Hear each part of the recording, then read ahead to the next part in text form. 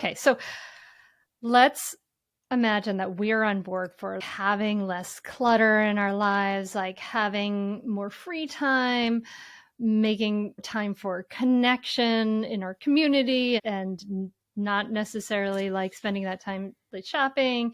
What about our family members, right? Like, how do we deal with the clutter of our family members?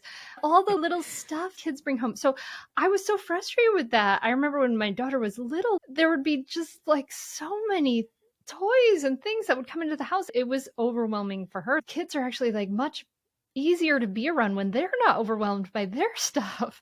So we don't actually, it's not more is better for kids. I know that. So for the listeners, okay, I know this. More is not better for kids, but help me with my family. What do I do with them? Yeah, I always joke that the great irony in life is I met my partner later in life and he's so messy. I love him so much and he's such a good man and he's clean.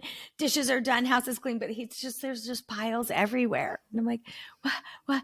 So one of the things that I say with families, and I do not think it's too early to have this conversation with kids, this idea of here's why we're organized, not because I'm telling you, not because I'm mommy and I'm right, but because if your toys are organized and you want to play with your army guys or your Hot Wheels, you know where to go find them. I will never forget. We did this playroom. There were 3 of them, all under 7 and all boys. And our playroom was just out of control. So we decluttered it. We got rid of the broken toys. We put some storage units in. It was all organized. And I'll never forget, the little boy ran in and he was like, my guys, I haven't seen my guys in so long. And it was like, and she realized being organized means that he can find what he's looking for. And then also that takes away the mom, where's my, so it's about having a conversation with the family. What are our goals? How do we want our house to be? And understanding that it's not, I'm right, you're wrong, but this will make our life go smoother. If we take our shoes off and put them in the same place every day, when we get ready to go to school tomorrow, the shoes that you wear to school are in the spot. Keys go in the same spot, that it's really doing it to make everybody's life better, not because people are right and wrong. Okay. I love that. I think that's so important, that why conversation, especially with our kids. But what about our in-laws and our own parents? I want to normalize asking people what they want for gifts, telling people what they want for gifts. We are not mind readers. We do not know.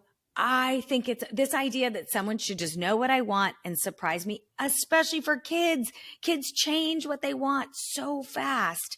So I think it's a clear and kind conversation. Hey, we're trying to manage the stuff in our house. The kids love you. You do not have to bring them a gift every time you come. In fact, you know what would be better? Write down your favorite cookie recipe and make cookies with the kids. They want to spend time with you. They don't want the stuff, and you're training them to expect the stuff. I want them to have experiences with their grandparents. They want to know you. Do a little sewing project. That's what they want. That's what kids want. And so I think it's having a really honest, and also to be able to say, look, we've been struggling a little bit this year financially. You know what would mean the world? The kids' sports uniforms. Well, I know it's not a giant Barbie house under the tree, but we need this help. I just think we have to stop pretending that we can afford things that we maybe can't. And by the way, Sue Zorman said this 30 years ago, and I stand by this. If you buy a gift for someone that you have to put on a credit card that you can't pay off, that is not a gift. That is not a gift. Just if buying a gift for someone puts you in a bad financial spot, that's not a gift.